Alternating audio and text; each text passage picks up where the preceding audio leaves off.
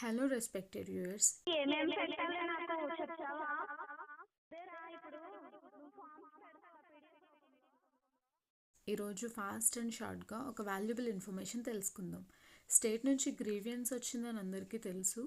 ఎవరిని అడగాలి, ఎలా అప్లై చేయాలి, ఏం అప్లై చేయాలి అనేది వీడియోలో చూద్దాం. ఎవరెవరు అప్లై చేసుకోవాలో చూద్దాం.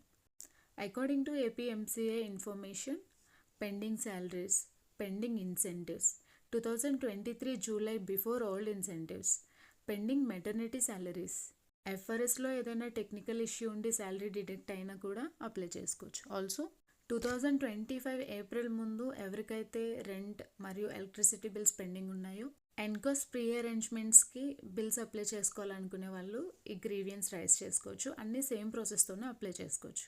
అది ఎలాగో చూద్దాం. దానికి కావాల్సిన రిక్వైర్డ్ డాక్యుమెంట్స్ ఏంటంటే, కమిషనర్ సార్ రిలీజ్ చేసిన సర్క్యులర్,